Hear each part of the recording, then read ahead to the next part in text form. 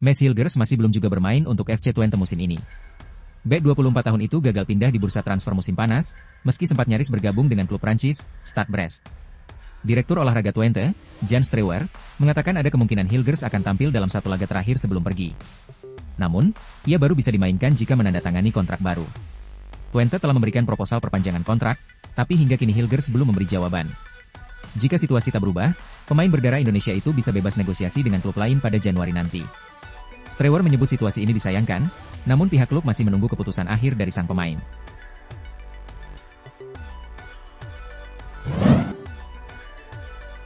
Legenda Manchester United, Roy Keane, mengingatkan skuad Setan Merah agar tak cepat puas usai menumbangkan Liverpool di Anfield akhir pekan lalu. Menurut Keane, kemenangan 2-1 itu memang impresif, tapi bukan alasan untuk berbangga berlebihan. Dalam wawancaranya di Sky Sports, Keane menilai MU masih jauh dari level tim top Premier League dan harus banyak berbenah, terutama dalam konsistensi permainan. Meski begitu, Keane memuji lini depan MU yang kini mulai tajam dan berbahaya di depan gawang lawan. Ia yakin, jika tim asuhan Ruben Amorim bisa terus mencetak gol secara konsisten, mereka bisa bersaing di papan atas. Akhir pekan ini, MU akan menjamu Brighton di Old Trafford dengan target kemenangan ketiga beruntun.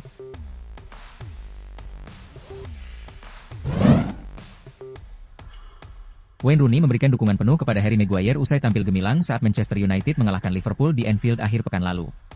Dalam laga itu, Maguire tampil solid di lini belakang sekaligus menjadi pahlawan kemenangan lewat gol penentu bagi Setan Merah. Rooney menyebut performa itu bukti ketangguhan mental sang bek yang sempat jadi bahan olok-olok publik. Dalam program BBC Sports, Rooney menilai Maguire telah menunjukkan karakter luar biasa dan pantas kembali memperkuat timnas Inggris di Piala Dunia 2026. Ia juga menilai pengalaman Maguire akan sangat berharga bagi skuad Thomas Tuchel, terutama untuk memperkuat pertahanan The Three Lions.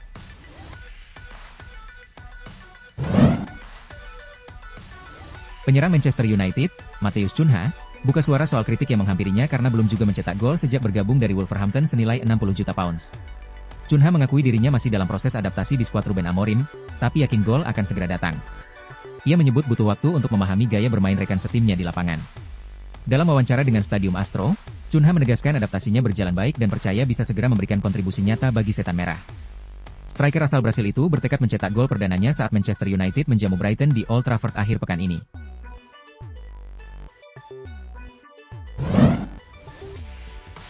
Pelatih Manchester City, Pep Guardiola, melontarkan pujian luar biasa untuk rekrutan barunya, Ryan Cherki. Usai comeback dari cedera dan tampil gemilang melawan Everton, Guardiola menyebut gelandang 22 tahun itu sebagai salah satu talenta terbesar yang pernah ia lihat sepanjang karirnya.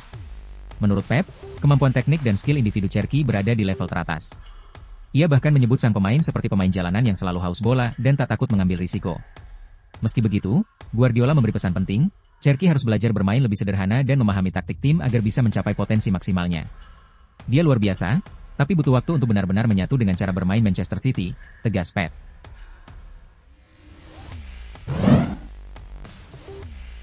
Legenda Liverpool, Jamie Carragher, mengungkap resep agar The Reds bisa menjegal Arsenal dalam perburuan gelar Premier League musim ini. Menurut Carragher, kuncinya ada pada sisi psikologis. Arsenal disebut akan mulai goyah saat memasuki periode krusial bulan Maret dan April, karena tekanan besar untuk menjuarai liga setelah sekian lama. Ia menilai Liverpool dan Manchester City harus menjaga jarak poin agar tetap bisa memberi tekanan saat The Gunners tergelincir.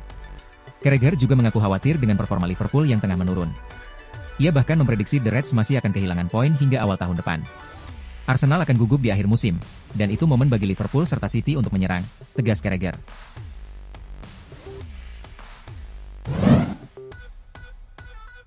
Nottingham Forest resmi menunjuk Sean Dyche sebagai pelatih baru menggantikan Ange Postecoglou yang dipecat akhir pekan lalu usai kalah 0-3 dari Chelsea.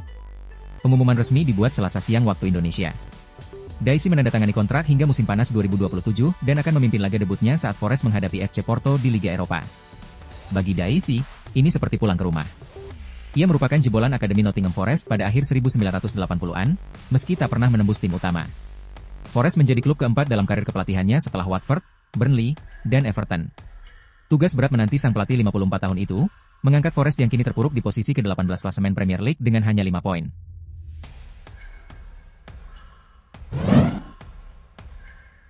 Performa Mohamed Salah sedang merosot tajam, dan Liverpool ikut limbung. Dari 8 laga Liga Inggris musim ini, Salah baru mencetak 2 gol, 1 dari open play, 1 dari penalti. Legenda Liverpool, Jamie Carragher, menilai ini saat yang tepat bagi manajer Arne Slot untuk mencadangkan sang bintang. Menurut Carragher, Salah sudah tidak lagi dominan di kotak penalti seperti dulu dan performanya kini jauh menurun. Carragher menegaskan, Slot harus berani ambil risiko dengan mencoba formasi dan kombinasi baru di lini depan agar Liverpool bisa bangkit. Meski mungkin berat bagi Salah, Carragher yakin sang pemain harus menerima keputusan itu, karena saat ini, ia belum layak jadi starter tetap The Reds.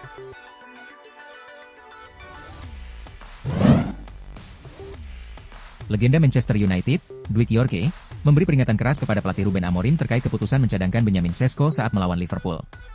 Yorke menilai keputusan itu berisiko merusak kepercayaan diri sang striker muda, apalagi Sesko baru saja mencetak 2 gol beruntun sebelum jeda internasional. Amorim memilih menurunkan Matheus Cunha sebagai starter dalam laga yang berakhir 1-2 di Anfield. Yorke menilai Amorim harus lebih bijak mengelola pemain muda agar momentum dan mental mereka tak hilang. Ia menegaskan, Sesko butuh menit bermain reguler untuk berkembang di Premier League, dan komunikasi dari pelatih jadi kunci menjaga motivasinya. Yorke pun menutup pesannya dengan tegas, manajemen manusia lebih penting dari sekadar taktik.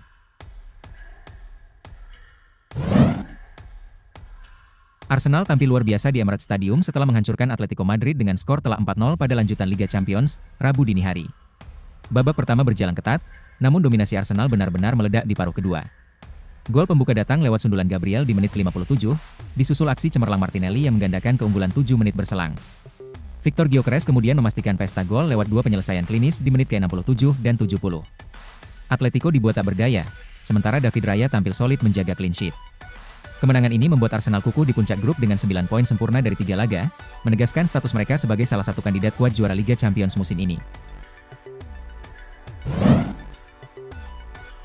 Paris Saint-Germain tampil luar biasa di Bay Arena usai melumat Bayer Leverkusen dengan skor mencolok 7-2 pada matchday ketiga Liga Champions 2025-26, Rabu dini hari. Les Parisiens langsung tancap gas sejak awal. Gol cepat Willian Pacho membuka pesta, sebelum Desiree Doué dan Vichak Kvaratskhelia menambah keunggulan. PSG menutup babak pertama dengan skor 4-1. Babak kedua, Nuno Mendes, Ousmane Dembélé, dan Vitinha ikut mencatatkan nama di papan skor, menegaskan dominasi total tim asuhan Luis Enrique. Leverkusen hanya mampu membalas 2 gol lewat Aleix Garcia, sementara kartu merah ganda di babak pertama makin memperburuk nasib mereka. Kemenangan ini membuat PSG kian perkasa di puncak grup dan menegaskan status mereka sebagai favorit juara Liga Champions musim ini.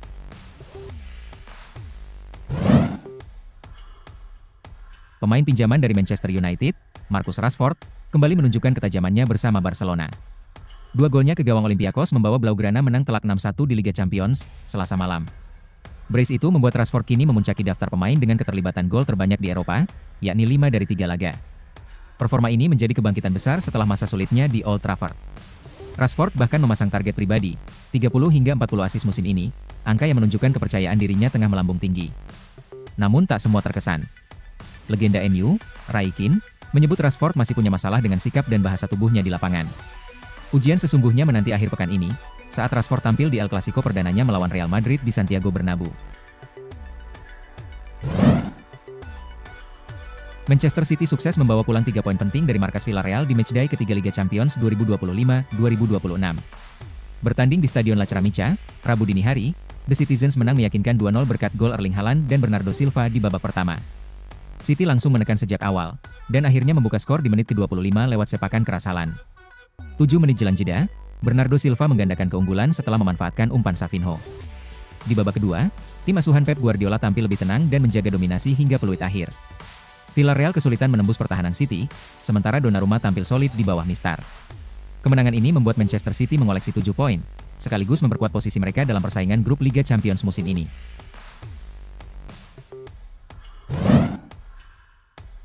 Erling Haaland kembali menunjukkan mengapa dia disebut predator paling berbahaya di sepak bola modern.